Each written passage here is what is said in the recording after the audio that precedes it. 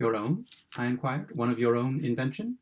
I am proud, he replied, to acknowledge that it is, at least in some measure. In this manner I conversed with Monsieur Maillard for an hour or two, during which he showed me the gardens and conservatories of the place. I cannot let you see my patients, he said, just at present. To a sensitive mind there is always more or less of the shocking in such exhibitions, and I do not wish to spoil your appetite for dinner. We will dine. I can give you some veal à la Menehoul, with cauliflowers in velouté sauce. After that, a glass of clos de Vougeot. Then your nerves will be sufficiently steadied. At 6, dinner was announced, and my host conducted me into a large salle à manger, where a very numerous company were assembled, 25 or 30 in all. They were apparently people of rank, certainly of high breeding, although their habiliments, I thought, were extravagantly rich, partaking somewhat too much of the ostentatious finery of the Villecoeur. I noticed that at least 2/3 of these guests were ladies, and some of the latter were by no means accoutred in what a Parisian would consider good taste at the present day. Many females, for example, whose age could not have been less than 70, were bedecked with a profusion of jewelry, such as rings, bracelets, and earrings, and wore their bosoms and arms shamefully bare. I observed, too, that very few of the dresses were well made, or at least that very few of them fitted the wearers. In looking about, I discovered the interesting girl to whom Monsieur Maillard had presented me in the little parlor, but my surprise was great to see her wearing a hoop and farthingale, with high-heeled shoes, and a dirty cap of Brussels lace, so much too large for her that it gave her face a ridiculously diminutive expression. When I had first seen her, she was attired most becomingly in deep mourning. There was an air of oddity, in short, about the dress of the whole party, which at first caused me to recur to my original idea of the soothing system, and to fancy Monsieur Maillard had been willing to deceive me until after dinner, that I might experience no uncomfortable feelings during the repast, at finding myself dining with lunatics, but I remembered having been informed in Paris that the southern provincialists were a peculiarly eccentric people, with a vast number of antiquated notions, and then, too, upon conversing with several members of the company, my apprehensions were immediately and fully dispelled. The dining-room itself, although perhaps sufficiently comfortable and of good dimensions, had nothing too much of elegance about it. For example, the floor was uncarpeted. In France, however, a carpet is frequently dispensed with. The windows, too, were without curtains. The shutters being shut were securely fastened with iron bars, applied diagonally after the fashion of our shop shutters. The apartment, I observed, formed in itself a wing of the chateau, and thus the windows were on 3 sides of the parallelogram, the door being at the other. There were no less than 10 windows in all. The table was superbly set out. It was loaded with plate, and more than loaded with delicacies. The profusion was absolutely barbaric. There were meats enough to have feasted the Anakim. Never in all my life had I witnessed so lavish, so wasteful an expenditure of the good things of life.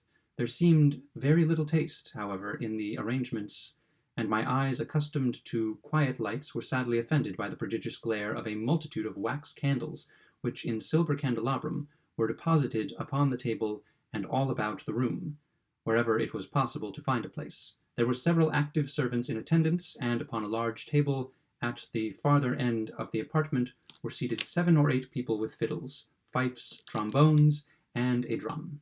These fellows annoyed me very much at intervals during the repast by an infinite variety of noises which were intended for music, and which appeared to afford much entertainment to all present, with the exception of myself. Upon the whole, I could not help thinking that there was much of the bizarre about everything I saw, but then the world is made up of all kinds of persons, with all modes of thought, and all sorts of conventional customs. I had travelled, too, so much as to be quite an adept at the nil admirari, so I took my seat very coolly at the right hand of my host, and having an excellent appetite, did justice to the good cheer set before me. The conversation, in the meantime, was spirited and general. The ladies, as usual, talked a great deal. I soon found that nearly all the company were well educated, and my host was a world of good-humored anecdote in myself. He seemed quite willing to speak of his position as superintendent of a maison de santé, and indeed the topic of lunacy was, much to my surprise, a favorite one with all present. A great many amusing stories were told, having reference to the whims of the patients. "We had a fellow here once," said a fat little gentleman who sat at my right, "a fellow that fancied himself a teapot, and, by the way, is it not especially singular how often this particular crochet has entered the brain of the lunatic? There is scarcely an insane asylum in France which cannot supply a human teapot. Our gentleman was a Britannia-ware teapot, and was careful to polish himself every morning with buckskin and whiting. And then," said a tall man just opposite, "we had here, not long ago, a person who had taken it into his head that he was a donkey, which, allegorically speaking, you will say, was quite true. He was a troublesome patient, and we had much ado to keep him within bounds. For a long time he would eat nothing but thistles, but of this idea we soon cured him by insisting upon his eating nothing else. Then he was perpetually kicking out his heels. So, Mr. de Kock—" "I will thank you to behave yourself," here interrupted an old lady who sat next to the speaker. "Please keep your feet to yourself. You have spoiled my brocade. Is it necessary, pray, to illustrate a remark in so practical a style? Our friend here can surely comprehend you without all this. Upon my word, you are nearly as great a donkey as the poor unfortunate imagined himself. Your acting is very natural as I live." "Mille pardons, Mamselle," replied Monsieur de Kock, thus addressed. "A thousand pardons. I had no intention of offending. Mamselle Laplace, Monsieur de Kock will do himself the honor of taking wine with you." Here Monsieur de Kock bowed low, kissed his hand with much ceremony, and took wine with Mamselle Laplace. "Allow me, mon ami," now said Mr. Maillard, addressing himself, "allow me to send you a morsel of this veal à la Saint Menehould. You will find it particularly fine." At this instant 3 sturdy waiters had just succeeded in depositing safely upon the table an enormous dish or trencher containing what I supposed to be the monstrum horrendum informe ingens qui lumen ademptum. A closer scrutiny assured me, however, that it was only a small calf roasted whole and set upon its knees with an apple in its mouth, as is the English fashion of dressing a hare. "Thank you, no," I replied. "To say the truth, I am not particularly partial to veal à la Saint—what is it? For I do not find that it altogether agrees with me. I will change my plate, however, and try some of the rabbit." There were several side dishes on the table containing what appeared to be the ordinary French rabbit, a very delicious morceau, which I can recommend. "Pierre," cried the host, "change this gentleman's plate and give him a side piece of this rabbit au chat." "This what?" said I. "This rabbit au chat." "Why, thank you. Upon second thoughts, no. I will just help myself to some of the ham.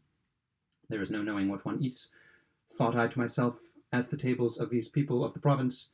I will have none of their rabbit au chat, and for the matter of that, none of their cat au rabbit either."